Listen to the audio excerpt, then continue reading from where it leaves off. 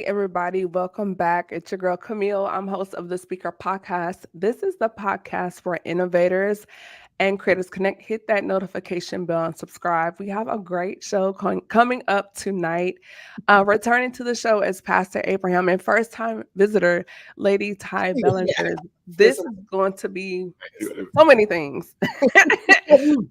But before we do that, I want to have you guys officially introduce yourselves to those that may not be familiar with who you are and what you do. I mean, pastor, that's kind of clear. So, Right. Awesome. Well, look, ladies first. Of course. Well, I am Ty Bellinger, Lady Ty Bellinger. I have to remind myself to say that sometimes, Lady Ty Bellinger. But I'm Ty Bellinger. I'm originally from Summerville, South Carolina. I've been here all my life, y'all. I've never lived anywhere else except Summerville, but I love it. I'm a mom of 5 wonderful children. I've got them from 26 to 8. 26 to 8. So we got a crew at our house, but we love them. What am I? I'm a lot of things. I'm a lot of things. But I guess, God, I don't even know how to introduce my own self. Good gracious. But yeah, I'm a mom. I'm a first lady. I wear a lot of hats. That's what I am. I'm a woman that wears a lot of hats. But while I'm wearing those hats, I love it. So I'm just glad to be here tonight. And I'm just looking forward to having some fun and chatting and getting to hang out with this guy while he's doing what he always does. But yeah, good to be here. Thank you so much for having me, babe. Thank you. You're welcome. And Pastor B? Yes. I'm Pastor Abraham Bellinger, and I am this woman's husband. What they say, the husband of one wife. Yeah. No sweetheart. No. Pastor of First Fruits Community Church here in Summerville, South Carolina. Very proud husband of 20 plus years. Have amazing family, an amazing church family. Yeah. I'm not originally from Summerville, born in Watkins Glen, New York. You have to Google that. And then moved to South Carolina when I was 10, and then moved down here in 2003 when I married my wife. Yeah, I got him to move here, y'all. Yeah, she got me to move here. I tried to get her to move to Columbia, but the Lord said, no, son, go down there. Good. So I want to recap part 1 of this conversation for those that missed that. You can go right now. Well, not right now because you're watching this, but after this, go to my YouTube channel and hit the notification bell and subscribe.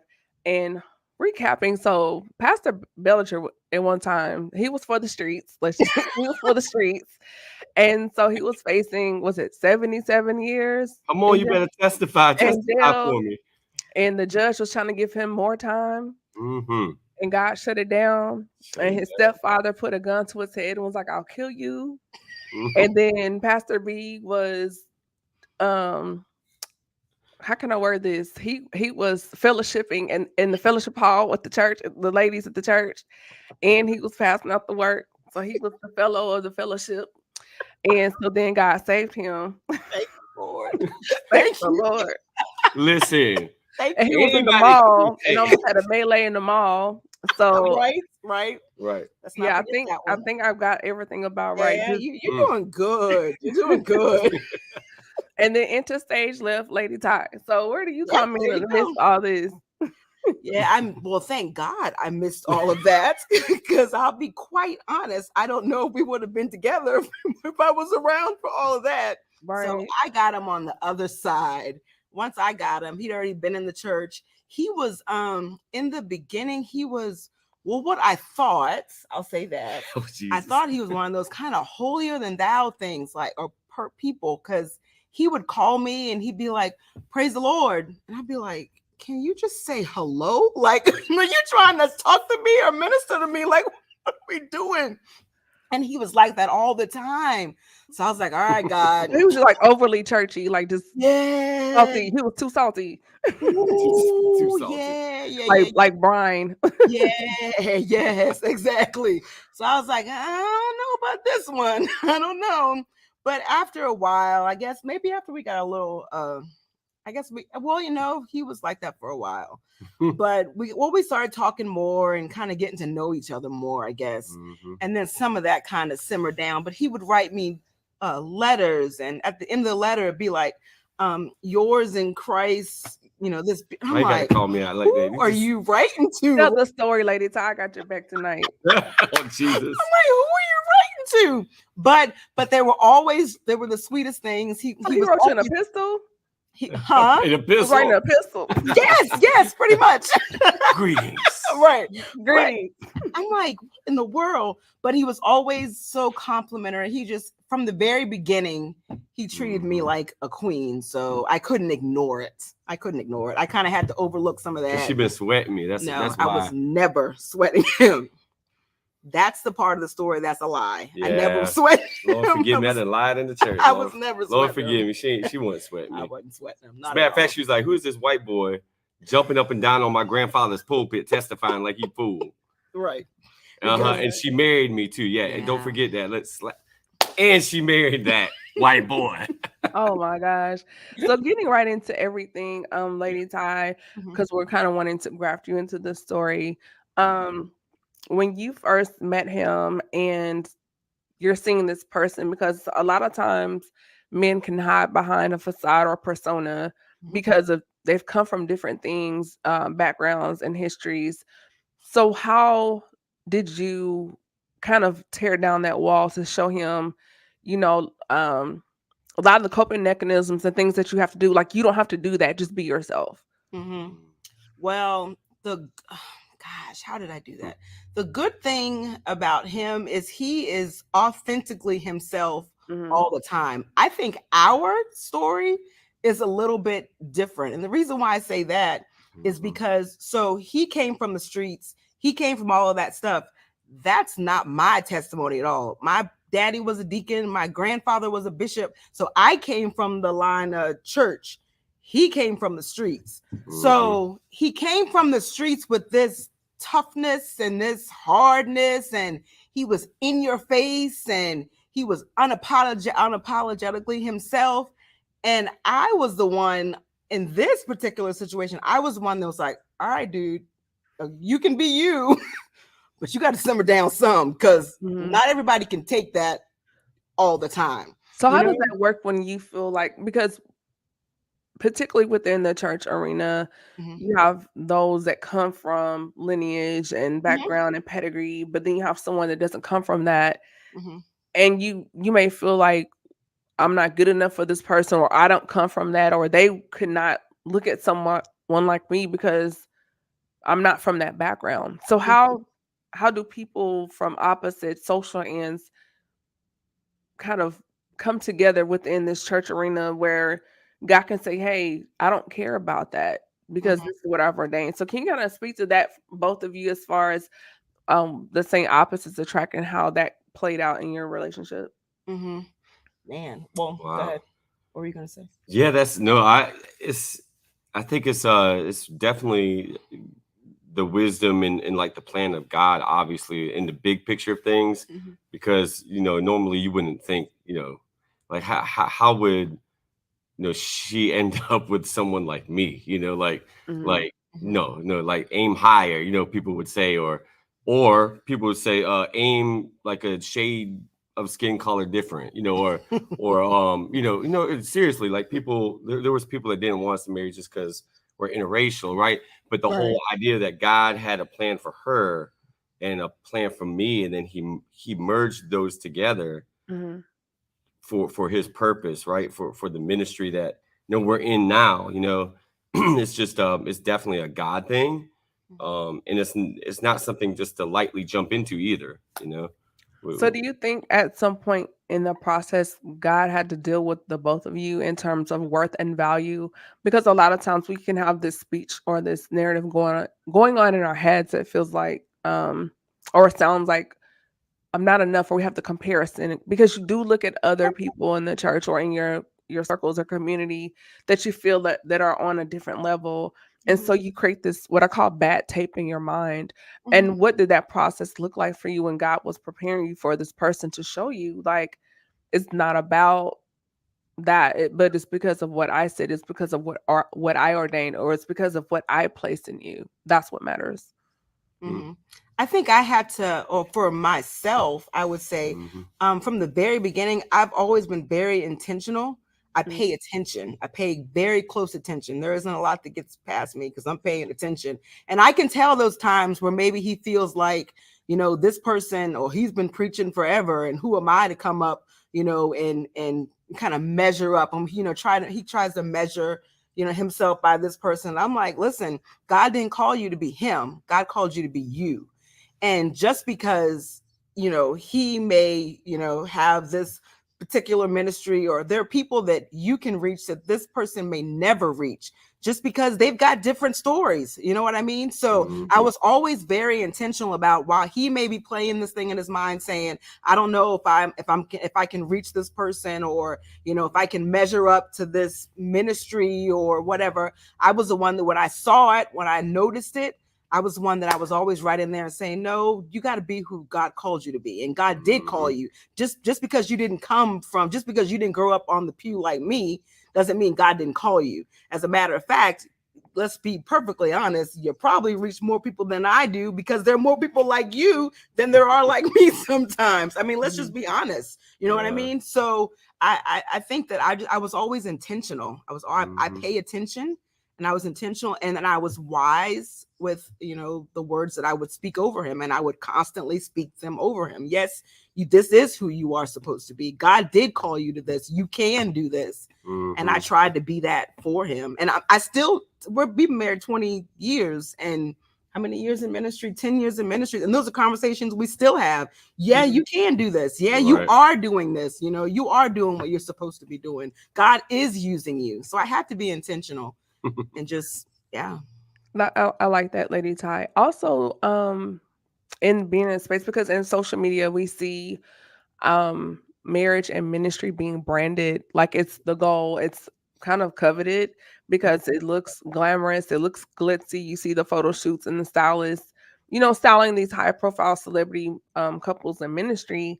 But in reality, can you two speak to life behind the lens and life after Sunday? Because I don't think a lot of people realize that it's bigger than just sitting on the front row and wearing a hat or whatever that you do at your church on Sunday. Like it's 24/7 nonstop. And there's no 9 to 5. Like there's no office hours with ministry and marriage. Yes, say that. Yeah, we were talking about this earlier, actually. Yeah, it's like, where do you start with it? So I think you got we have to back it up first to, I remember we were sitting in front of her dad and her mom's house, like right before we were about to get married. And we were talking about, okay, like this is marriage. Like we're committing to this. Like if we're like, we were afraid, like we had some fear, like, because we didn't want to get into something that sooner or later we would end up divorced, right? For many different reasons, people get divorced, and we didn't want to do that. So we made a commitment up front, like whatever comes, we're going to work together. We're going to work at our marriage together. We'll do whatever it takes basically to make this thing work. So we don't get in a situation like that. And trust me, there was times where we could have went different routes, or we could have said, you know what, this is too much. But I think it started off with that love and that commitment right there before we said, I do. So it's like we said, we do when nobody else was around. It was just God and us. And then we did the ceremony, you know? And so then you start tracking into ministry, you start tracking into, you know, pastoring a church. And, you know, it's so much more than getting up and preaching. It's so much more than her, you know, doing the things that she does at the church. By the way, like every pastor's wife isn't necessarily going to fulfill the role that everybody expects her to fulfill. Yeah. Right? Because, you know, sometimes people be like, oh, well, she should be preaching too. Oh, are you going to be the co-pastor? Oh, you are this, you are that. No, listen, first and foremost, like we were talking about this, I'm her husband, she's my wife, and we're parents. That's our first ministry. So that's our focus and attention. So while, yes, she leads the ladies here at our church, and she does a lot of things in our church, like she's her authentic self, you know. And so behind the scenes, like it might look all cute and glamorous, But when it's all said and done, there's so much more that goes behind the scenes that like, we had to figure out. Like, we didn't necessarily have anybody teach us how to do it. We learn from people's success and people's failures, and then we learn from ours too. And it's really sitting down. I think we spend lots of nights in intense fellowship. Did you catch that? Everybody type intense fellowship. And that means, in worldly terms, arguments. Intense fellowship. Like she saw things from one perspective that I did not see. Because you have different life backgrounds, and so your communication styles are different. Which is that goes back to that opposite kind of attracts. It's also like opposites are so important, because my strength might be her weakness, right? Her strength, is my weakness, and so she can speak and be that strength to me where I'm weak, right? So like, I'm a big visionary, but sometimes I got to bring it down here, but I'm not good at doing that. So she helps me bring that balance and see things maybe from more of a practical perspective. But I didn't always get that. Like, sometimes I felt like, man, were you saying this? Like, I felt like she was coming against me, or like I always felt like I had this issue in my heart, like people was always tearing me down in life. So now that trickled into our marriage. Like, why are you giving me this feedback? Well, she's giving me authentic feedback, like husband, pastor, dad, you need to do these things, and here's why. Or, and so she sees things that I didn't see. And so these are things that go behind the scenes. It's not about going out and get a photo op and like looking super, whatever the term is now, looking all dripping and all, whatever that is, like looking all nice on the flyer. And then behind the scenes, our marriage is a wreck. Like, I would rather not even have a flyer, but we doing good in the marriage, and like showing people how to do it. So do you think that came from your past, as far as feeling like this is personal and you were internalizing that, and that it wasn't, and you were projecting that onto her? So it wasn't so much as far as she was coming for you, but because of some unresolved, hurts from past experiences? Yes, ma'am. Yes, ma'am. Totally. 110%. And that's part of, and again, that's all part of the behind the scenes stuff. That's the stuff that the church doesn't see. You know what I mean? That's as he calls them, intense fellowships. But those are the things that go on behind the scenes. I mean, behind the scenes, he is my husband. When he walks through that door, I don't need Pastor Bellinger to walk through the door. I need Abraham to walk through the door, because I need my husband, or I need him to be the dad or whatever. So we have been, again, intentional about trying to I won't say separate it, but or compartmentalize, maybe. Like, all that stuff, all the glitz and the glamour, that's all great, that's all beautiful, but that's not what it's all about. What it's all about at the end of the day is that this is the man that I'm supposed to be with. This is the man that I chose to be with. And the ministry and all that kind of stuff, we're not faking the front for it. Like, I can't. Right. I'm a PK, and so I look at it from the other side of it, because so much I missed because of church, and not bashing church. No, I know. But it was such a priority, right, that there were times where it was like I needed my parent and not an evangelist, Yeah. And the normalcy of being a kid is, and I think I could see how it impacted me as a young adult going to college later, and not having that balance, so to say. And so for a minute, you kind of go way this way, because, well, what is this over here? The curiosity of things, and of course we're back here now. But I think looking at it as far as, like you said, putting things in a compartment, like I understand on Sundays it's high priority or whatever, but I'm a person, there's a person right here, Right. And even though, yes, you get called into ministry and that's a part of who you are, and I get that, but it's like I fell in love with the person, not the title or the position. And so I think looking at social media, we see individuals get caught up in the opposite. They get caught up in the branding and the packaging and the titles, but it's like, no matter how big this person is, do you have the discernment and the heart to see through all that and see, wow, this is a person that's still insecure and questions his or her ability and has fears just like everyone else. Yeah. Yeah, I didn't So marry him because he was gonna be a pastor. I Right. didn't look for a man who was in ministry or in the spotlight, or I wasn't searching for those things. Those things, I had a feeling because I knew him and we did have conversations, that I had a feeling that there would probably be a time that he would go into ministry and all that type of stuff. But I wasn't searching for that. I was never looking for that. I was looking for a man. What you was looking for? Tell me. What you? I'm You sorry. know what? I'm sorry. That's just him. That's my love language. Oh my gosh. Give me them words of affirmation. Hallelujah.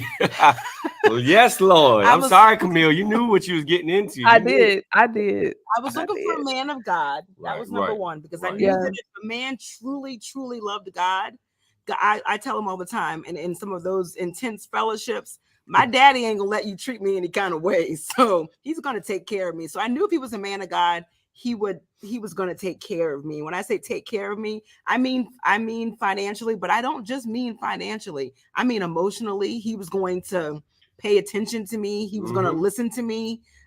Those were the things I was looking for. I wasn't searching for a man with power so that I could latch on to be power. You know what I think, and I do want to unpack that, Lady Ty, because we're living in an era of, I can't stand it, high value man, you know. And I just had an interview on Saturday. I think it's supposed to air Friday, and we kind of unpacked that a little bit. And so what I said was, there's a difference. I was like, let's kind of take that term and push it to the side. I said, there's high earning. You can be a high earner, but your character and your integrity can be in the deficit. Yes. So are we saying high value? Do you mean high earner? Because that's fine, but I'm looking at the person. I'm looking at the man. I'm looking at the integrity. I'm looking at the character. And I don't care how much money you make, because they were like, well, I'd rather cry in a Rolls Royce than a Toyota Corolla, whatever the phrase is. And I'm like, but you're still crying. Exactly. You know, you rather not cry. Yeah. And so it's like, you feel that because this person's making this money or they have this notoriety or these titles, but they can still be verbally abusive. They can still physically abuse you. They can be a horrible person. So let's kind of push that to the side and look at the person for who they are, and rolling that into ministry, because we have a lot of celebrity personalities, which I think is crazy. Why are you trying to be a star in the kingdom? Right. But exactly. another conversation. But it's just like, why are you here? Do our purposes align? Because even though he may have purpose, you have purpose too. And sometimes I think for women to get lost in the identity of your spouse or your husband or whomever, you have to realize that you have a call in your life just as much as he does. Right. And he has to have discernment and sensitivity and the security to allow you to flow in your gift. Exactly. We have seen that so many times. And I guess I'm so grateful. All I could really do is be grateful to God. And I think because I was looking for the man Abraham and not the pastor or the minister or the ministry, God really honored that. Yeah. And he gave me a man that he pushes me in every area of my life. You know what I mean? He isn't that person that is, he's afraid to allow me to do, or he feels like he has to allow me to do this or not allow me to do that. He's secure in who he is, and he pushes me and he encourages me and he lifts me up, and he's always been that way. But I knew that about him in the beginning. You know what I mean? I knew that. That's who I was looking for. That's who I was praying for and asking God for. And God honored that. He honored that. He gave me, I don't have to compete with him. There's no competition here on his position and my position, or no. It's never been any of that. You know, and I'm grateful to God for honoring that, because I've got friends who don't have that same testimony, whose husbands try to dumb them down and, make them look a certain way. And because they're up here and they're the ones on the flyers and their wives are like, where's your wife? You know what I mean? And I've never had that. I've never had that competition with him. So I'm just grateful. Yeah. Because he was a good man. He is a good man. Yeah, and I became better when she became a part of my life. Like I know I wouldn't be who I am today if it wasn't, for her. Like God used her to mature me, like to grow, to settle, like to really understand things from a bigger, larger perspective. And one thing we were talking about too earlier, we were just talking about like how she's my ministry first, right? We're each other's ministry first, and our family is first, and then we got the church and the other things we're a part of. And it's not so much in a sense about finding balance, is what we've learned over time. Is let me do this right first, and then let me spend that quality time with the family first. And I had to get it right. I'm messed up, right? You ever been somewhere but not be present? Yeah. Well, when you have a wife that really loves you, she'll let you know. Like, dude, you just because you're here don't mean you're present. Exactly. Get off your phone, spend time, quality time with your. But all that stuff grew me. So now I understand. So while I'm with her, while I'm with the family, that's our time. And when I'm doing the pastoral role or whatever, when I'm on my job, like they understand too, now, okay, dad, my husband has to be doing this, right? And that's where then you can bring balance in, because you can start weighing, okay, am I spending too much time doing this and not enough this? Kind of back to like what you said, right. My son, my like one of my biggest mistakes as a dad with my oldest daughter is I was 18, 19 years old when she was born, and I was newly saved. And so all I wanted was Jesus. So that's all I did, study the word, church.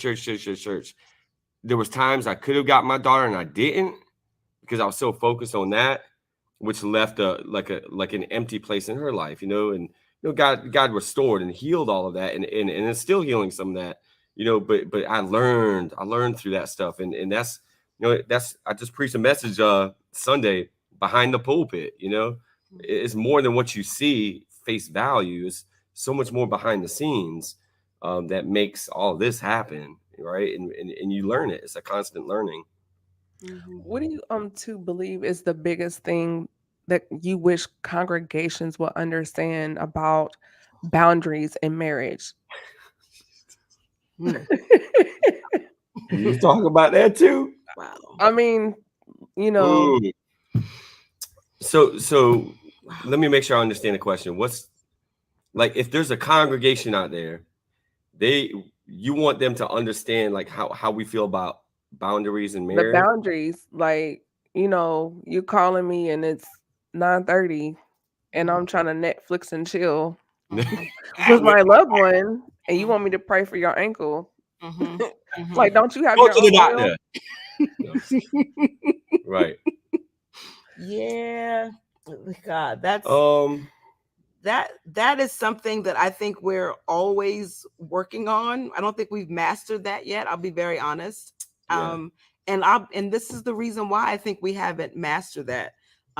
Because gosh, I think the reason is, or one of the reasons is like he kind of said before, he's always, he wants to be there for the members and always be available, and Right. and if they need anything, you want to be there. But then very early in the ministry, and you can ask him, we had this conversation, I told him that you are going to have to create boundaries and be very vocal about those boundaries. Ooh. Because when you're not, then like you said, somebody can call you at whatever time of the night, and right. It is something that could wait until the next day. Right.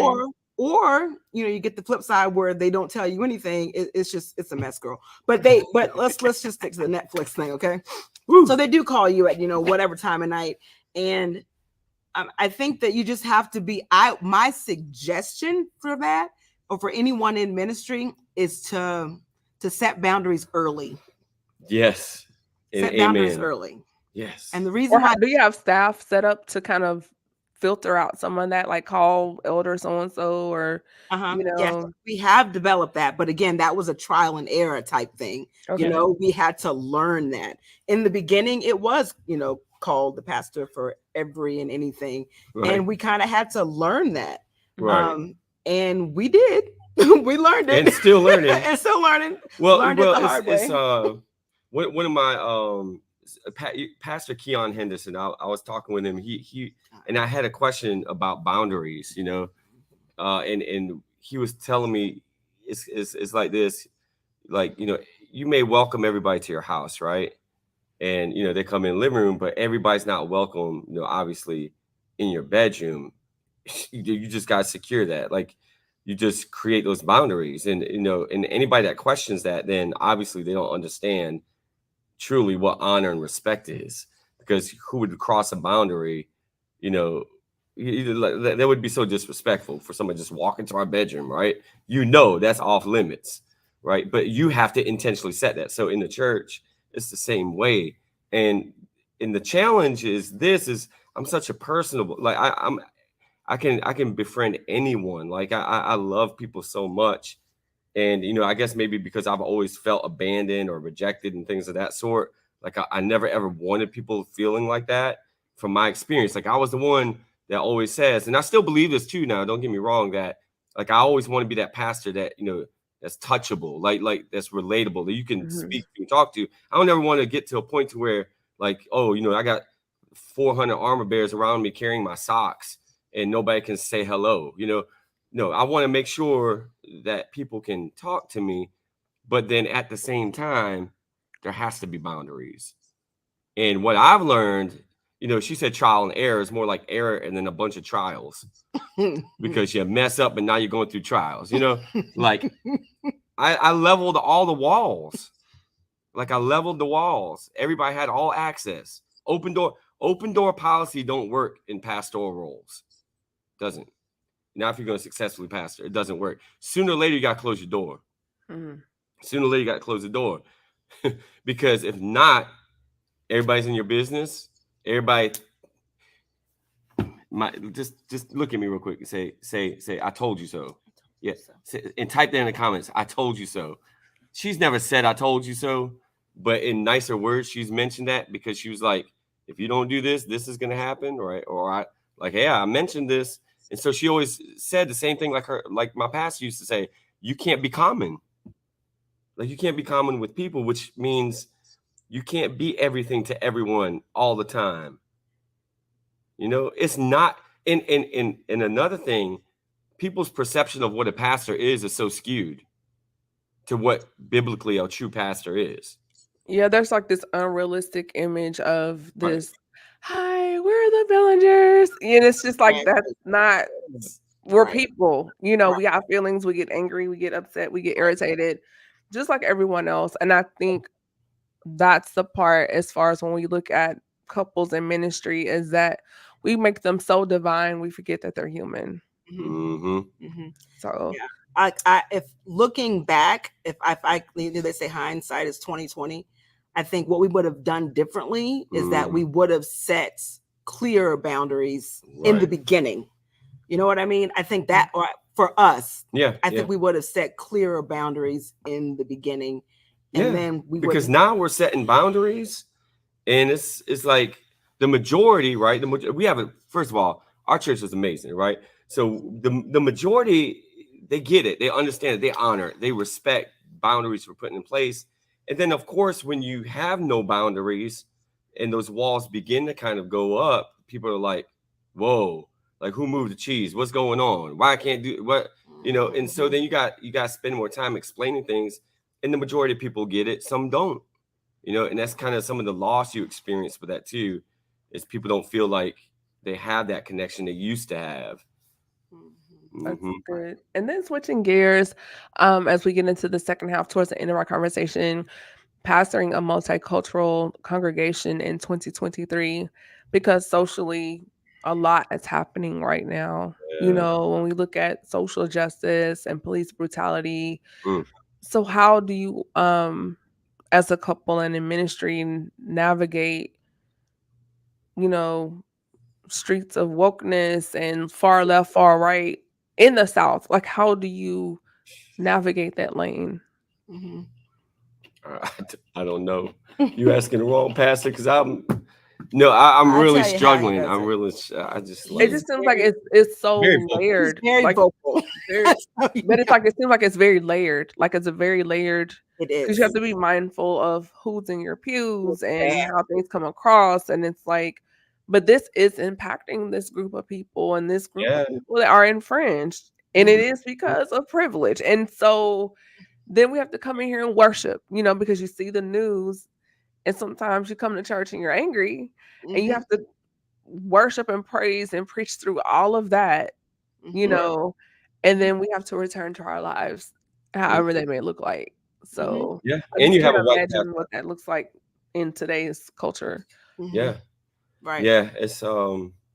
Yeah. It's you said it right. It is layered. Yeah. Because I'm so vocal. Like I'm super passionate about like what God has expected His church to be. And I haven't quite figured out how to get there yet. I really haven't. Um, it's very interesting, Camille. I'll be honest with you. What God showed me the other day, and I've read this. I read the scripture multiple times, Mhm. and just kind of realized something about this. Like I think my attention has been so focused on building a multicultural church or multi-ethnic church or whatever we want to call it. Um, and all of my attempts have failed. Mm. All of them. All of them. So God showed me in the scriptures, quit attempting. I'm not called to build a multicultural church. God is. Mhm. So I'm gonna have to preach the gospel. I'm gonna have to address issues, whatever those issues are, right? We got people in our, we bring it to politics, right? We got Republicans, Democrats, people that don't like either side, right? So it's just you gotta deal with it. You gotta deal with it, have real conversations and make sure all of this built on love.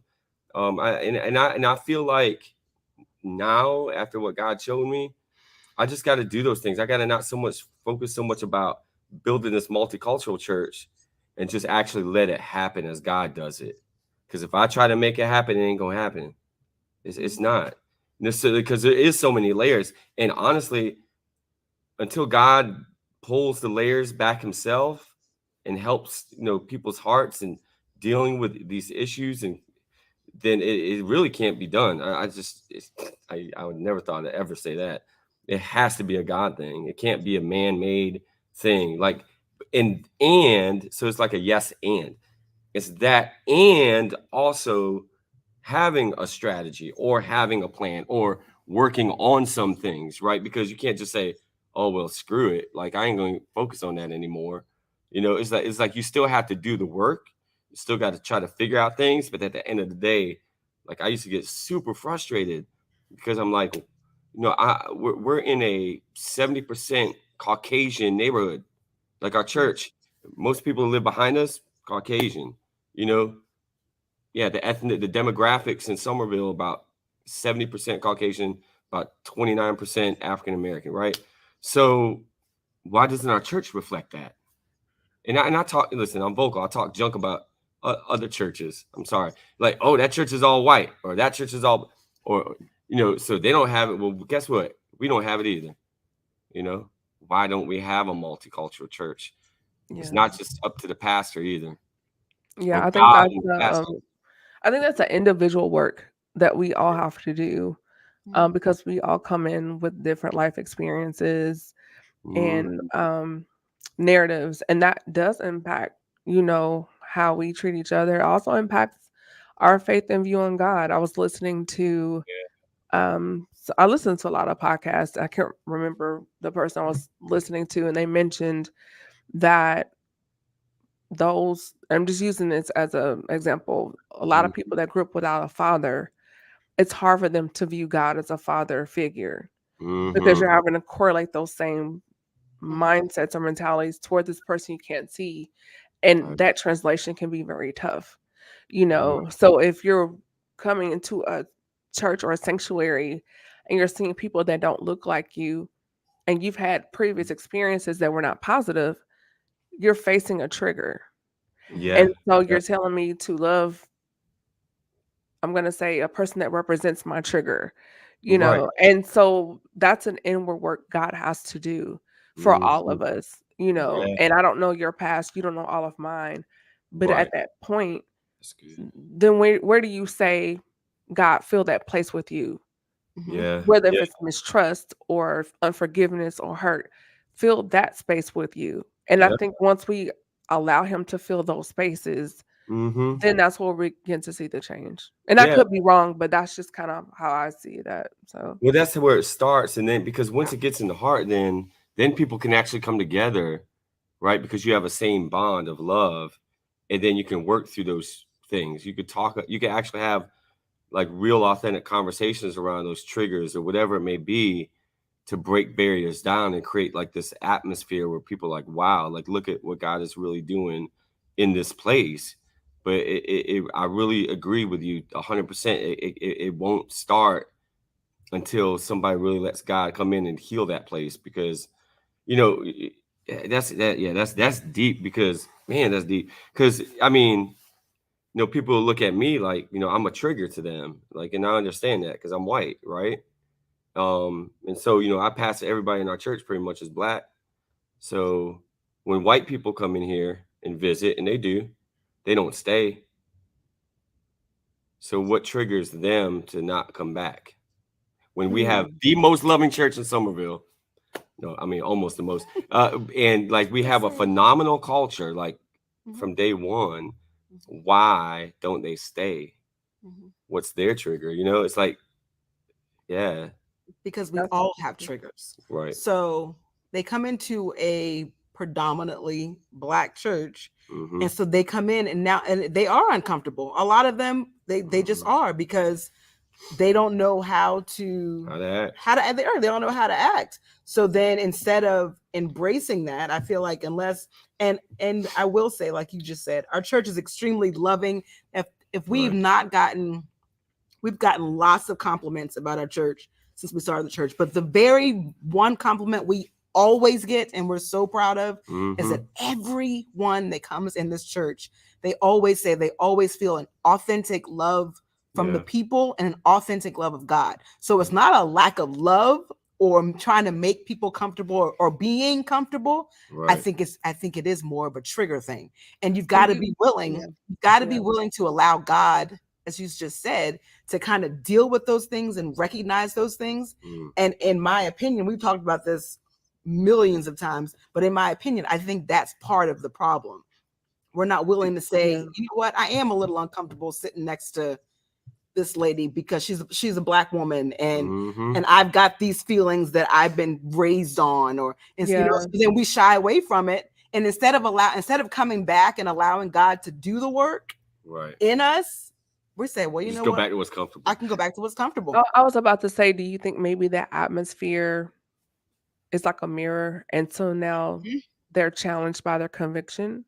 That's possible. And it kind of makes you go, oh wow, that is kind of messed up.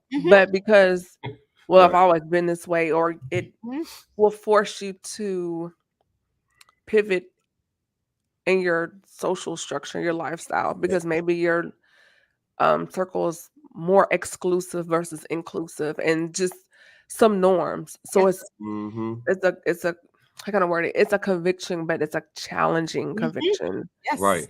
Yes. I believe that 110%. I've seen it over and over, because again, it's not a lack of making people feel welcomed or knowing that they're loved, or it's none of that. At the end of the day, they got to go back to their families that are all white and have these feelings and have these thoughts. And like I said, they're not ready yet, I should say that, to do the work that comes along with it. Because it is work. It is honest. It is. On so both sides. It is. So I do want to lighten the space the last 10 minutes or so here. So there's this meme going around on Facebook. I don't know who did this. And they were like, let's normalize dates at church. Like, and it showed them like praying and having Bible class and Sunday morning service and dinner after church. And then all the comments you hear, no, you're crazy. Like, so can we kind of talk about the normalcy of dating outside the church. Not meaning outside of the church, but meaning let's do something else other than going to church. Like, let's go play miniature golf. Let's go skating. Let's go do something. Like, Just something, anything. we are not doing church dates in 2023. Yeah, normalize that. Like, yeah, Right. yeah, go to the movies. Right. You know? Right. Like, go do anything. Get outside the church. Oh, let's come together and pray. Yeah. Well, you were like that in the beginning. That's all you wanted. Was So but I ain't never took you on a date to the altar. Well, I wouldn't have allowed you. Exactly. I wouldn't have allowed you to. Ladies, if your man or your boyfriend, whoever chasing your behind down, is trying to take you to the altar, that don't mean he even saved. That's a red flag. That's actually a red flag.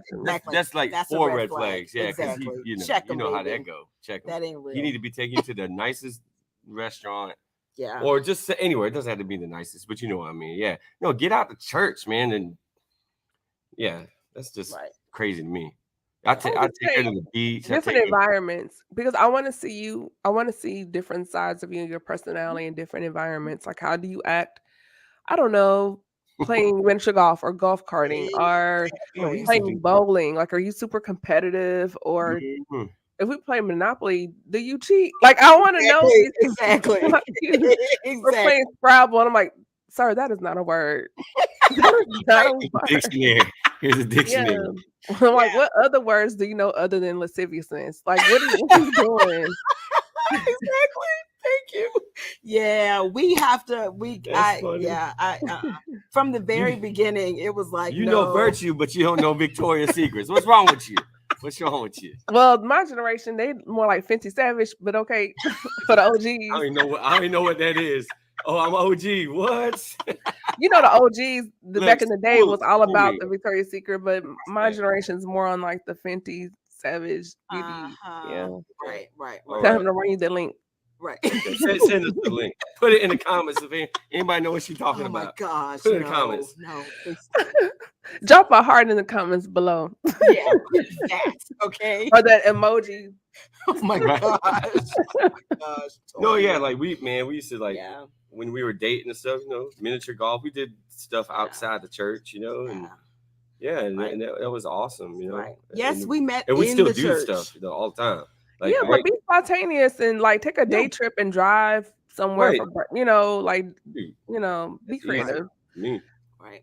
I take her to a hotel at night, shucks. Or I take her to the movies, or we just jump up and go. We be like, hey, send the kids to Granny's house or whatever. They got food in the house. They'll be all right. Let's go do something.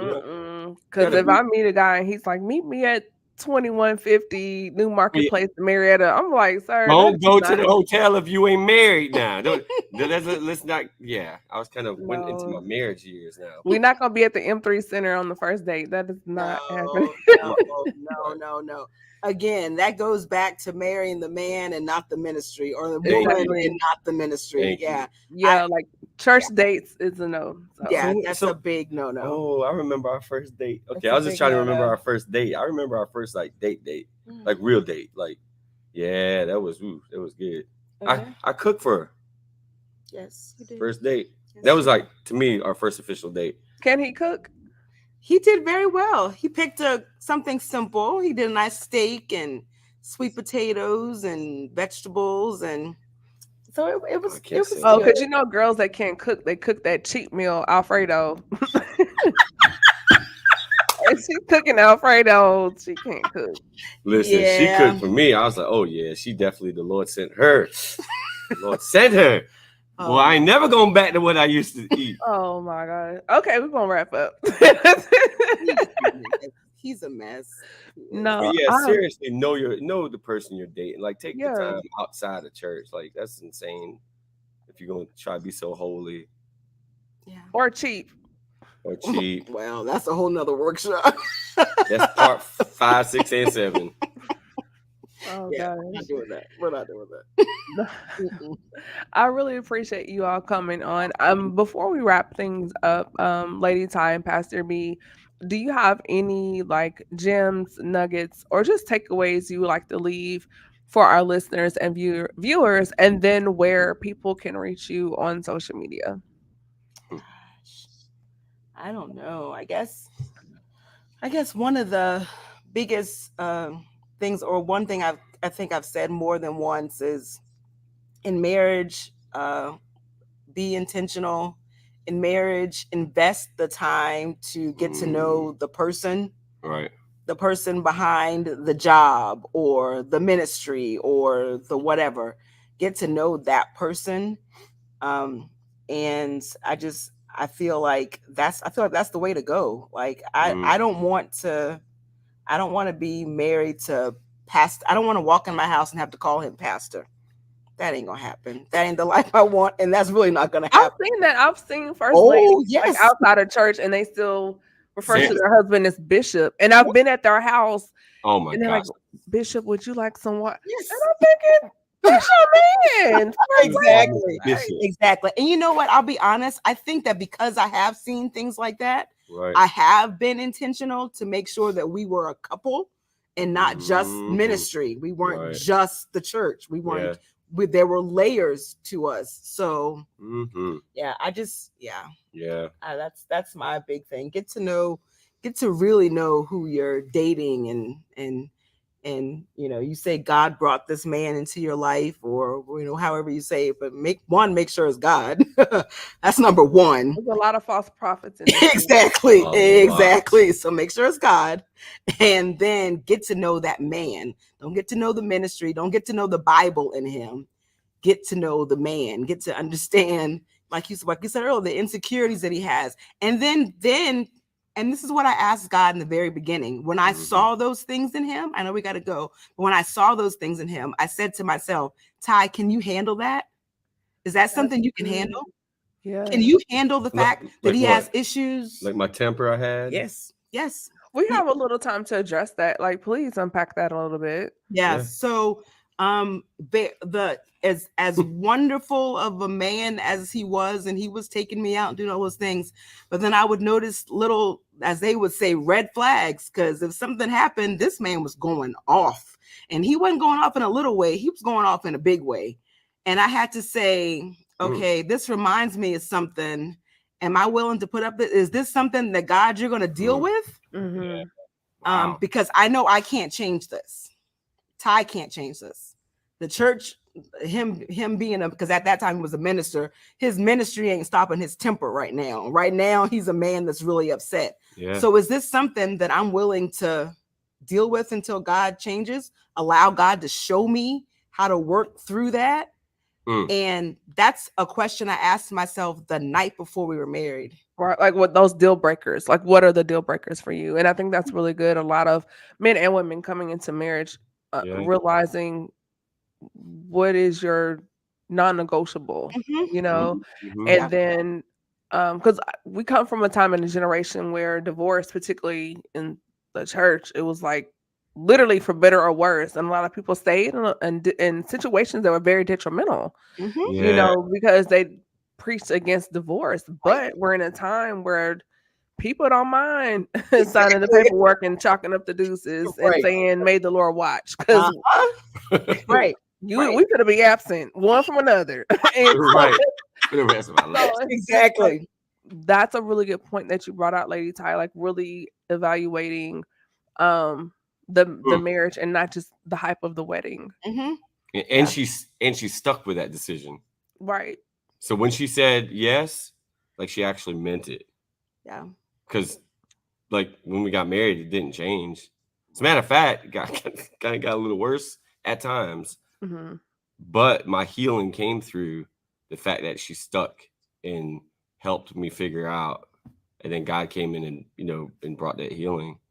Yes, that's good. Like, can you handle what you see? Because what you see is, it's what you're gonna get. What you're gonna get. Don't think you're gonna get married and it's just gonna get better. Right. Oh, he's not gonna be like this once we get married. Oh no, baby, it's probably gonna get worse. And do you have the capacity to deal with that? Yep. And handle that?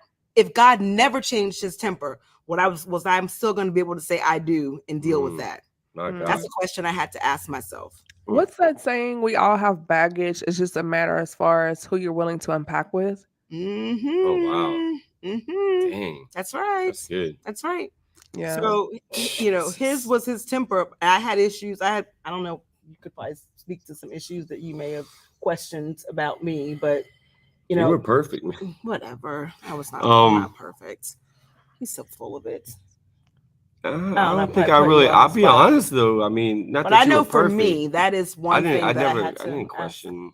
I think it was just again like what we talked about earlier. I was like always feeling like if she was trying to really better me or help me, I always felt like it was a tearing down when it wasn't. And even now, like I gotta check that. That's like something embedded in my subconscious that I always have to like root up to make sure, okay, no, that's not the case. You know that ain't the case. What is this really about? And I think my gem though, Camille, would be like one big thing I learned is to like listen without like trying to formulate responses, because everything that God was really helping me get through or delivered from or whatever, like was coming through my wife. Like he was ministering to me through her.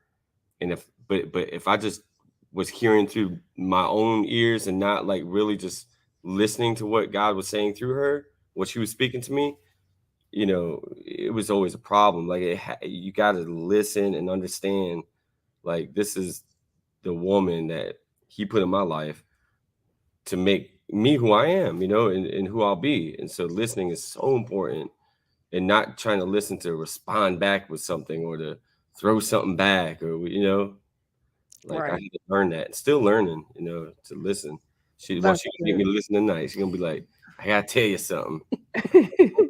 So it's like you're doing the work as an individual before marriage, but then there's also work that you do together as a couple, but you still have individual work as well. Yes, ma'am. That's right. That's right. I want to definitely have you all back, particularly to talk more about marriage, love, and relationships.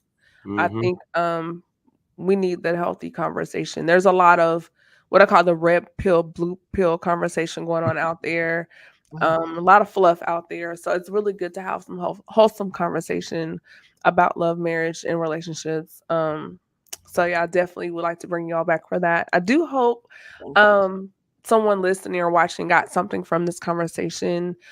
Please sure to like, share, and subscribe and follow me. I am working to build my YouTube channel, so you can follow me on Instagram at Camille.Essick, and I'm also on YouTube now. So be sure to hit that notification bell, subscribe, and then Lady Ty and Pastor B hang around after this for just a quick debrief. But everyone else, tune in tomorrow night. My sister Malika Holloway is coming through. We're gonna have a great part 2 for conversation. Pastor B, and like Malika from Faith, Lord, Spirit and Truth. right? Yeah. I'm sorry, Spirit and Truth. Great conversation, and then have another guest coming on Thursday, and then we have a couple of more episodes next week before we wrap up the month of October. So with that being said, everyone, this is Camille Essick, host of the Speaker Podcast. This is the podcast where innovators and critics connect. Be blessed. Good night. See ya. Bye. Good night. See you later.